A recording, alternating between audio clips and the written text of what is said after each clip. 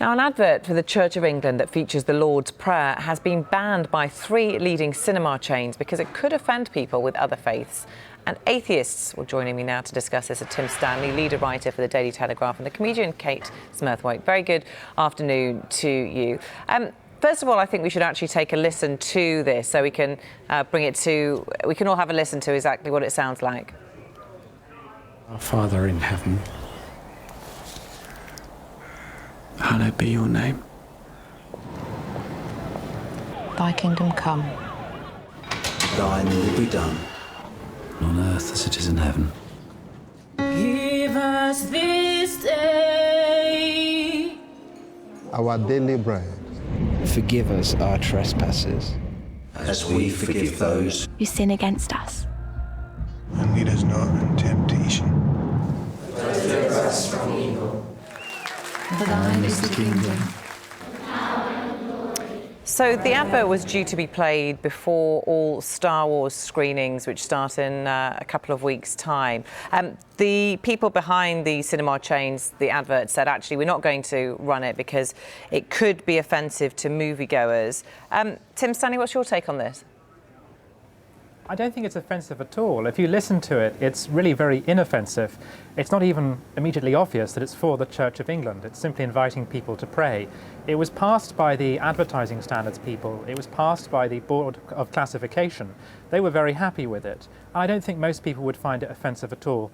And all I would ask the cinema chains and all other advertisers out there is, if Christianity is so offensive to you, then why have there been Christmas ads running in this country since July? This is a broadly, very, very broadly speaking, Christian country. People are used to Christian imagery, and I don't think anyone would find that particular ad at all offensive. Kate Smurthwaite, is it offensive? Are they right to ban it? Well, personally, I have to say I'm certainly not offended by it. I don't think that really what they're talking about is offence. I think they're actually trying to head a wider problem off at the pass. I think what they're saying is we're not going to put adverts on for religious organisations. And I think, in a sense, they're kind of preemptively seeing a problem, which is, what are we going to do next time when loads of other religions want to advertise their religion? If we say yes to one, it's going to be grossly unfair when we don't want the Scientologists and the Jehovah's Witnesses and, you know, radical Islamists putting their adverts on cinema screens. I think they're quite sensibly saying, you know what, this is for adverts, for drinks, for jewellery, for Christmas presents, this kind of stuff. And, you know, unfortunately, Tim is wrong, actually, in suggesting that Christmas is a Christian festival. He should really check his history books. The truth is that people from lots of different backgrounds celebrate different kinds of events over the winter period. It's very normal. It's been a very long-term tradition. And it's absolutely also a matter of the cinemas have a right to decide what they will and won't put on. You know, we could all make a wonderful film that we think belongs in the cinema, and they will choose the ones that they think will get the big ratings, and they'll choose the ones that they think appeal to their audiences. The fact is, anyone who wants to see this advert, it's on YouTube. Go and have a look. We've already seen it. It's been on your channel. There is no shortage of Christianity out there for those that want it. There are more churches in this country than there are schools, hospitals, refuges for battered wives, etc., etc. We're not low on Christianity, so fine. If cinemas think this isn't really the road we want to go down, then I think they're entitled to take that view. Tim Stanley, lots of points Kate made there, but I want to pick up on the one about religion. If you allow the Christian church to put forward their message, whatever it is, then the cinemas have to say, OK, well, it's a free-for-all. Every religion gets their opportunity. I would actually have no problem with that at all. The important thing is that it has to pass through certain organisations before it makes it to the screens. And as I say, the thing about this ad was how incredibly inoffensive it was, and how it so obviously goes out of its way to not be offensive. It is a classically Anglican ad. It doesn't even make direct references really to God in there. I mean, I know it's about a prayer, but it is not forcing anything down anyone's throats. By contrast, I think anything produced by radical Islamists, as was just suggested, would probably not make it past the Board of Censors. But something perhaps, so a message... I don't think that's an issue. But a message perhaps by Jehovah's Witnesses or any organisation which people may decide they actually don't want to be subjected to. It's a choice, isn't it? If you're in a cinema, you're staring in front of that screen and you're there to see a Star Wars film that many people have waited years and years to see, then actually you may not want to see that particular prayer in front of you, or any particular prayer, but you don't don't have a choice. They've got a captive audience, whereas, as Kate said, if you do want to see it, we've just broadcasted, or indeed you could go on YouTube, or I'm sure a variety of different outlets to see it if you wanted to. But if you're actually in that cinema, you're forced to. You actually don't have a choice. Well, you have no... it's the same with any... You could make this argument about any other kind of advertising. There's lots of elements of capitalist marketplace culture that I personally find deeply offensive. I find it offensive when, for example, women are encouraged to be a particular size or look a particular way. I find sexist ads, sexist music offensive. I find anything which sexualizes the young offensive. But these are standard tropes in advertising compared to all the things which are put on in cinemas, all the things which are put on in television. An ad which simply features a group of diverse people reciting a prayer quietly, I don't care if it's Jewish or Islamic or Christian, whatever, the idea that that might be deemed more offensive than something which compels you to go out and shop till you drop, I think that says something about Western culture today. Kate Smurthwaite, it's a good point, isn't it? You made the point that you actually don't find this offensive, as I'm sure many people don't. And actually, the adverts that we do see, as Tim Stanley made the point, other people do. You know, the subjectification of women, for example. And we don't have a choice when we see those. Well, absolutely. And I actually, interestingly, one of the points that Tim makes is that the Advertising Standards Authority have passed this and said it's fine. And actually, then he sort of almost makes the counterpoint that actually the Advertising Standards Agency let a lot through that I am really uncomfortable with and that I think is not appropriate and not okay. And, and I think we shouldn't take the view, well, if the Advertising Standards Agency has said this is all right, then it's fine. Then we can immediately show it to absolutely anybody and put it on absolutely any screen. And I think if Tim wants to start a campaign to have the Advertising Standards Authority be a bit more fussy, I absolutely will join that campaign. I'll be the first signatory on the list, and I agree with him that it's not the most offensive thing out there. And I also don't think that offence is the right measure to take before we decide whether to show these things. It's really more about appropriateness to the situation. It's about the broader context. And I'm absolutely with Tim in saying that I wouldn't be upset by it, I wouldn't be horrified by it, but I think that the cinemas are entitled to draw their own line. It's probably not where I would draw it. I think I might draw the line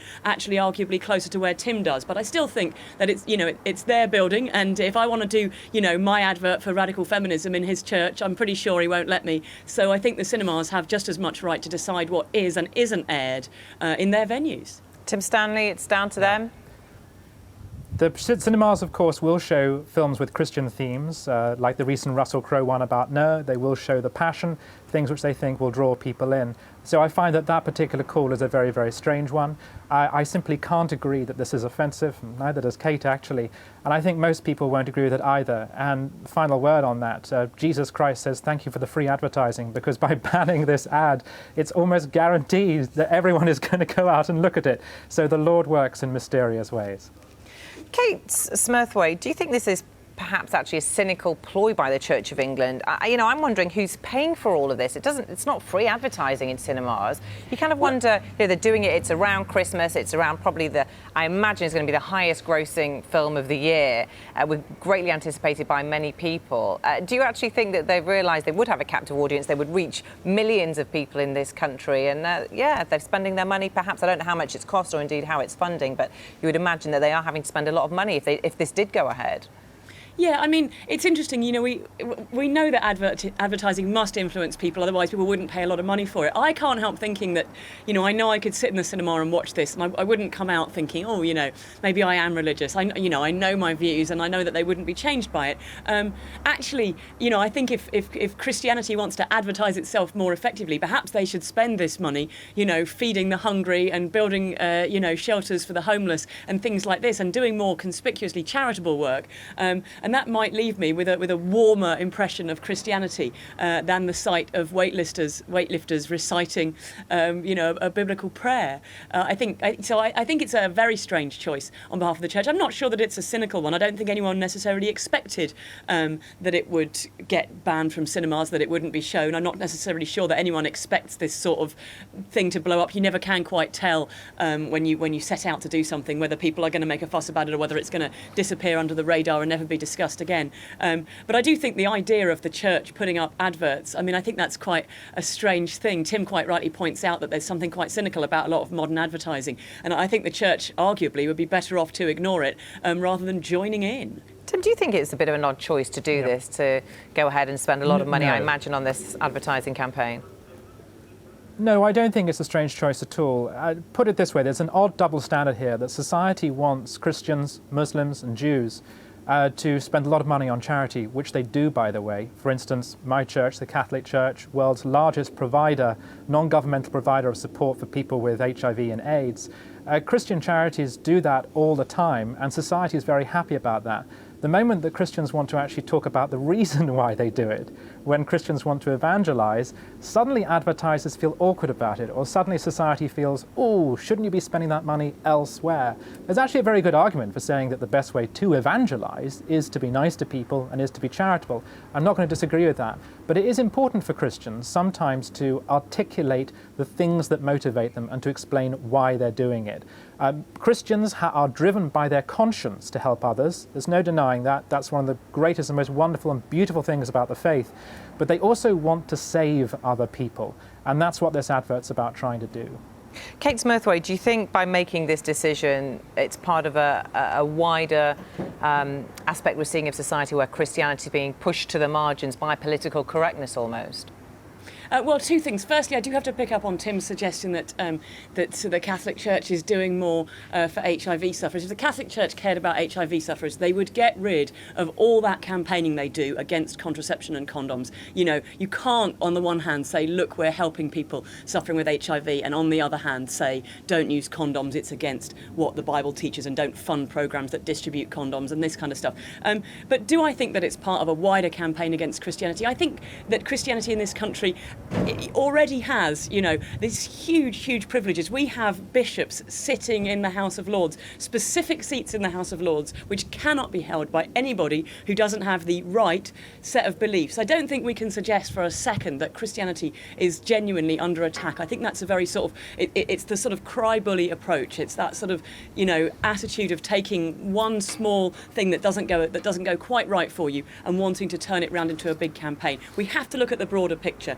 Who is genuinely under attack in this country? And there are lots of groups, you know, we could talk about refugees and the kind of attitudes that they face. We could talk about racism, sexism, homophobia, attitudes towards disabled people in this country. There are broad problems. Is there a campaign of furious political correctness against the church? I think it's quite obvious that there isn't. You know, I go around saying Winterval, and usually people stop me and laugh at me and say that they prefer Christmas. And to be honest with you, I don't mind either. As long as I get my tree and my traditional pagan presents, I'm quite happy with that.